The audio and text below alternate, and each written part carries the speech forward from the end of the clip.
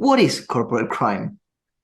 Well, what is corporate crime? That's a great question. I mean, obviously, a simple answer is it's crimes committed by the corporation, but that is not meant to be. That's just the beginning of an inquiry rather than the end of one, if you like. Because of course, the very first thing that we confront when we are teaching corporate crime is, what does it mean to say that the company has committed the crime? Because in the end, a company is just an inanimate object registered at company's house. It has to have people acting on its behalf, obviously, directors, employees, and associated persons like subsidiary companies and so on. And so a very difficult question, I think, for not just for criminal lawyers, but for civil lawyers too, to some extent, is when is it that the company which acts, when does that happen? It's not just a question for criminal law. Esto es La Inquietud con Garret Edwards, el lugar donde hay más preguntas que certezas.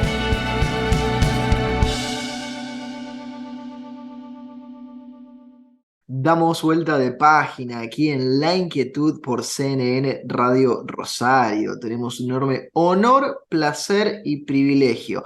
Es profesor de Derecho Penal en la London School of Economics and Political Science en Londres, Inglaterra, Reino Unido. Se graduó de la Universidad de Hull y de la Universidad de Oxford también en Reino Unido, antes de convertirse en investigador en la Jesus College en Oxford de 1987 a 1989. Luego siguió como investigador en Worcester College en Oxford desde 1989 hasta el 2010. Fue luego decano de la Facultad de Derecho de la Universidad de Oxford del 98 al 2000, para más tarde convertirse en comisionado legal para Inglaterra y Gales, con responsabilidades sobre la reforma de Derecho Penal y de Derecho Criminal, y luego también convertirse en profesor en la King's College en Londres y ser además miembro honorario en Middle Temple y tener títulos honorarios de la Universidad de Hull. Fue además mi profesor en la London School of Economics. Es un verdadero placer, and I'm going to transition into English because we have Dr. Jeremy Horder here with us today.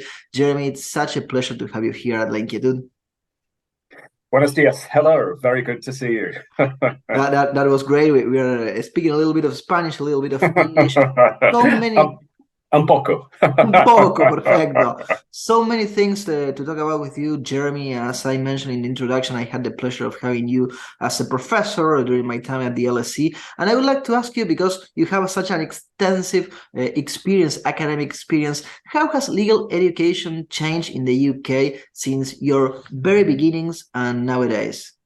Well, that's a great question. I mean, I've been teaching, I think I'm in my 37th year of teaching now.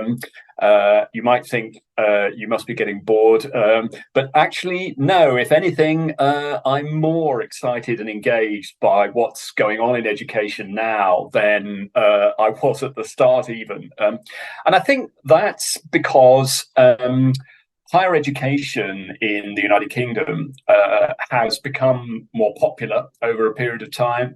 There are more people going to university from a broader range of social classes than there used to be.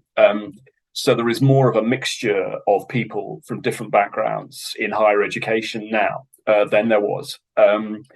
And secondly, I think that people now value education more highly, in the sense that because they have to pay for it, which they never used to have to do, they expect more, they demand more, and universities have to respond to that because there is a consumer dimension to higher education that was not there before.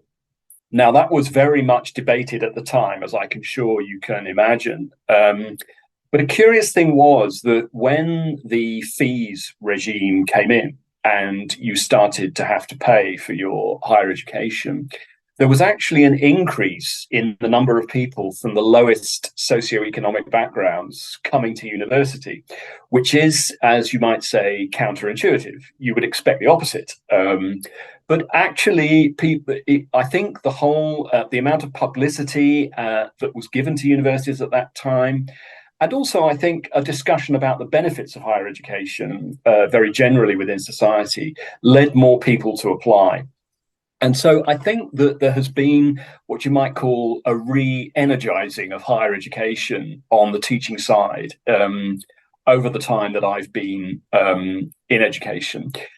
Two other big growth areas. One is a hugely welcome one, which is, of course, the massively increased participation of women in higher education, particularly in law, where I think it went from being an essentially male-dominated profession, even as late as the 1980s, when I first started, into being a profession that is, I think, in England, marginally, if you like, dominated by women, in fact. In Argentina as well. By sure.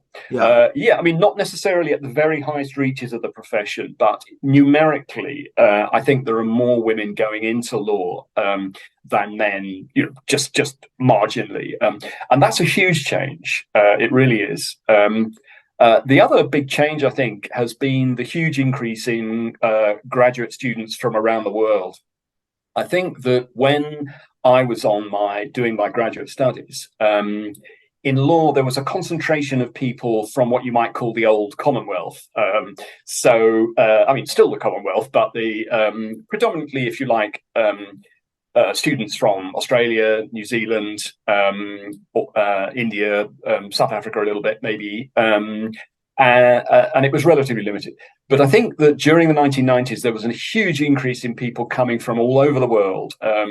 More people coming from Europe as they woke up to the fact that you could come and study here quite easily, and not just globally. People coming, obviously, from South America. Large numbers, but just generally, I think UK education, higher education, became more global in its nature, and that was reflected in faculty, in the sense that when I first joined the faculty, there were maybe a handful of people who were not from the UK, but I would say in my department in the LSE, I don't know that in UK people are in the minority, but they're certainly not a predominant influence anymore.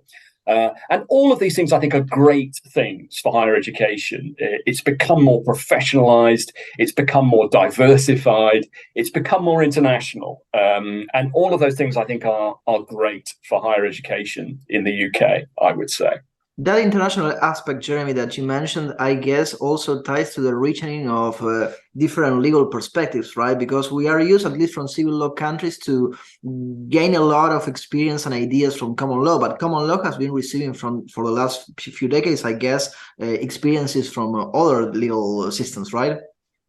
It has, although, of course, it's a bit of a myth created by some nationalistic judges that the common law is special, unique, and so on. I mean, actually, 1,000 years ago, common lawyers were drawing on Roman civilian law learning to inform the common law. It became, I think, I did some historical research, actually, which showed that one of the biggest drivers or influences on this idea of the common law as special, as uniquely democratic, proceeding, gradually developing, no dramatic movements. It came partly as a response to the French Revolution and the thought that you could sweep away a complete regime of law and replace it with something, Napoleonic, systematic, dictatorial, if you like.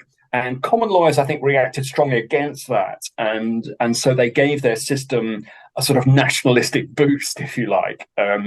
But if you get past all that, what you see actually is a system that's really quite open to influences from across the globe. And of course, accession to the European Union made that even more, and to the European Convention on Human Rights made that even more important and more influential, really. Jeremy, but also, I think yes. One of the things is about the common law is that, having said all that, it's also true to say that the common law is a great export for the UK. That many jurisdictions, some law firms have won the Queen's Award for Export because common law is perceived in many jurisdictions as, relatively speaking, corruption-free. It's very heavily orientated towards commercial dispute resolution. So in many jurisdictions, perhaps particularly in the Middle East, but not only there, it is chosen. It's the law of choice, if you like, for dispute resolution for commercial parties. For example, building and construction in many venues around the world. So, in fact, the common law has proved to be a useful export for the UK. Which is quite interesting as well. Jeremy, it is. It is. You teach a course which is named Corporate Crime. So I'm going to ask you an open question to see what you want to say. What is corporate crime?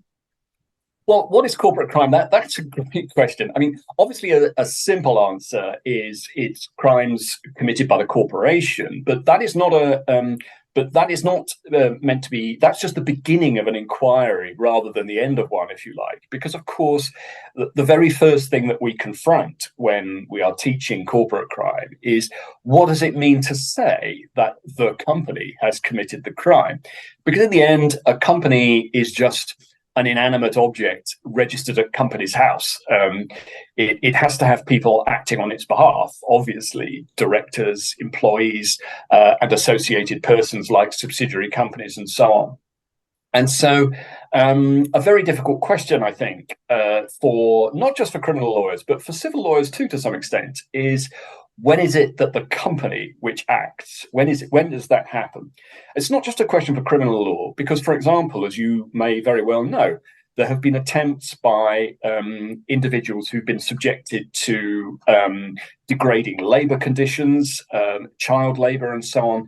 There have been attempts on their part, to sue British companies whose subsidiaries operated in those jurisdictions and subjected those individuals to inappropriate or degrading labour regimes.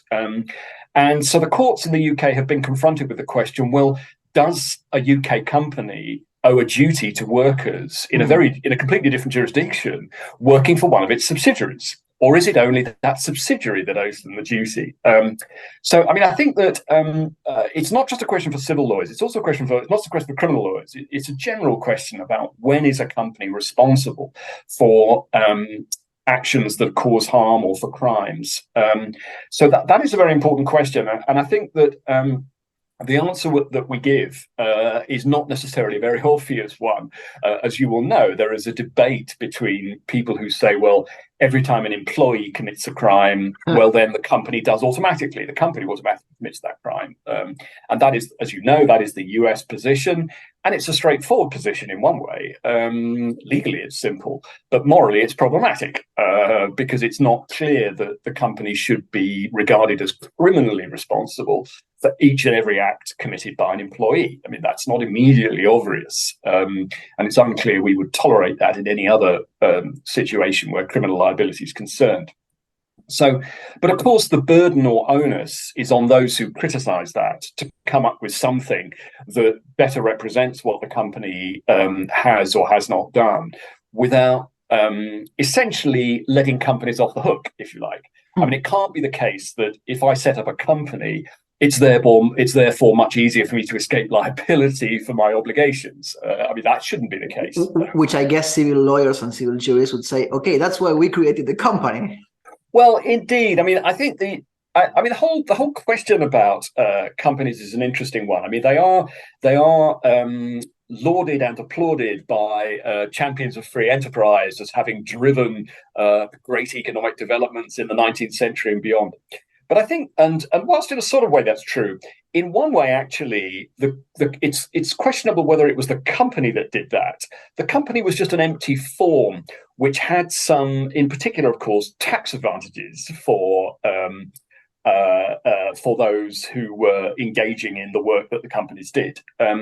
And had those tax advantages not been there, it's quite arguable that people would have found some other way, actually, of doing whatever it was they were going to do, inventing their steam engines or building their railways or whatever. They'd have found some other way of doing it. But I think that the question about liability is an interesting one. I mean, I've been doing some research recently that shows that there was a huge change post-1945, after the Second World War, in the government's attitude to corporate responsibility. that what I've been doing is going through statutes, tracking the use of certain words in statutes that impose obligations on companies. So, for example, the phrase due diligence, which is a phrase that every lawyer is very familiar with. And some love it and some hate it. Yeah. Now, due diligence, if you track the use of that term in UK legislation, what you find is that from, let's say, 1850 to 1950, it's only perhaps used in about 300 or 400 pieces of legislation. If you look at 1950 to the present day, it's used in about 3,000 pieces of legislation, and that you can follow it. It's exactly the same pattern with phrases like reasonable steps, reasonable care, and so on. There's an increasing tendency and willingness on the part of government to impose obligations of social responsibility on companies, if you like. So I think that what we conclude, if you like, is that in one sense, governments have been very keen to allow companies full reign to set up and operate in whatever fields they want to operate. There's no real restrictions on that. A company can't go to university, but that's one of the relatively few things that it can't do. It can do almost everything else.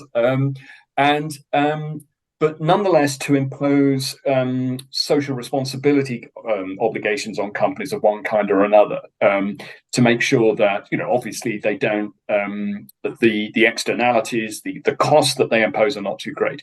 But tragically, of course, as we know, in the fields of the environment and the human rights, things have gone badly wrong. And the obligations of social responsibility that have been imposed have simply not been enough, actually, to stop companies causing, in many instances, very severe damage.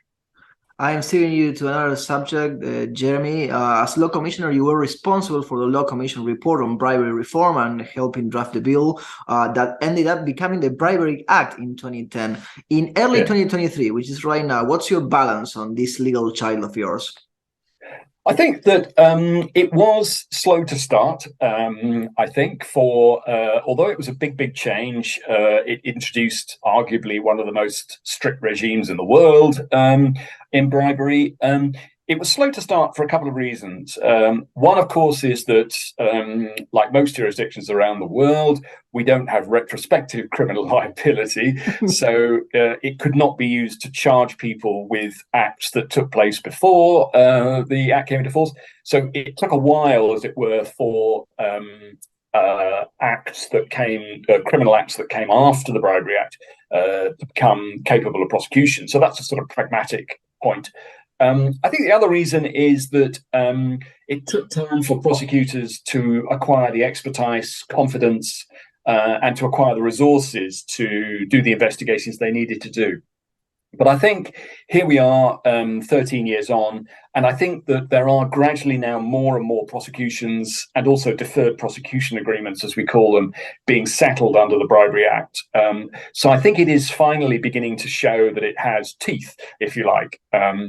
And there was the House of Lords, which is not a body slow to criticise legislation that's not working well. The House of Lords, in its review of the Act, said that actually it is working well, and indeed more resources should be put into it. So I think that whilst not every piece of legislation that I introduced at that time was a great success, this one has been, I think, reasonably successful. So I'm very happy about that. Last year, Jeremy, you published under the Oxford University Press Criminal Fraud and Election Disinformation, Law and Politics, which is an issue that is almost in everybody's mouth because everybody is worried about elections and frauds, at least since a couple of years ago. What can you tell us about this book? I think that there are a number of themes that it was a big change for me, obviously, to talk about free speech and elections rather than corporate crime. But there was a lot of learning involved for me in that. But I tremendously enjoyed doing it. And I think that one of the issues that I raise is the decline in a number of Western jurisdictions, but the US in particular, the decline of what you might call the non-partisan aspect of the Constitution or the state. In other words, the part of the Constitution that everyone agrees on, whatever political side they're on.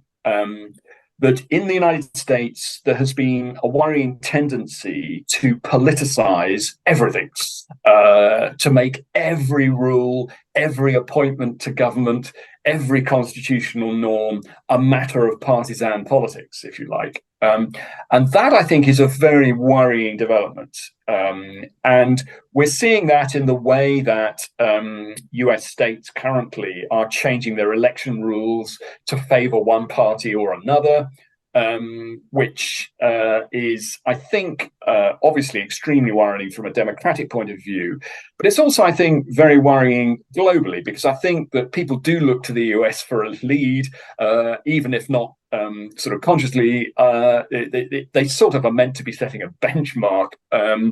And if you see that, if it's accepted that it's all right, if you like, to change election rules to favour your own political party, you're going to see a lot more of that, I think, generally going on around the world. And I think that is a big concern. I mean, it's true that it has not penetrated in Western Europe generally, which is a good thing. But I think it is a worrying development. I was reading only yesterday about more broadly about how it's now become quite common in Nigeria for politicians to pay social media influencers to spread false stories about their opponents. Well, in my book, I make it very clear that there's no reason for internet platforms to give any publicity to paid for content of that kind. You've got to give people a reasonable latitude to say things that are false, even though they might believe that they're true. But you shouldn't give them any scope where that's paid for.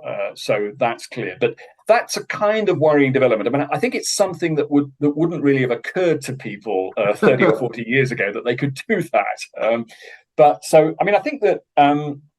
And Donald Trump, of course, has a lot to blame. There's a lot to blame here in him, because I think he, more than anyone, has pushed the boundaries of what's acceptable in terms of things that you say, rules that you change, and so on. And I think that is it's worrying that the US hasn't reacted against that by saying, well, you know, we've been through this, now never again.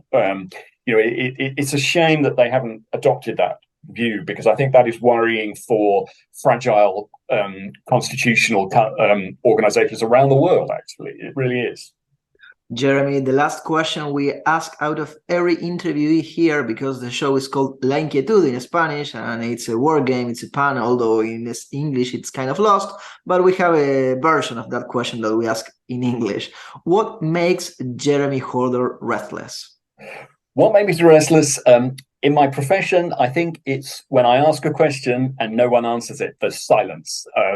So I think that silence makes me restless. I have this incredible urge to fill the silence with my own voice. So I think that would probably be my answer to that one. Jeremy, thank you very much for your time, for the time that you have shared with our audience. We send you a big hug from Argentina. Thank you very much. It's been a pleasure. Lo teníamos al doctor Jeremy Horder aquí en La Inquietud por CNN Radio Rosario. Esto fue La Inquietud con Garret Edwards. Síguenos en redes sociales y en www.edwards.com.ar.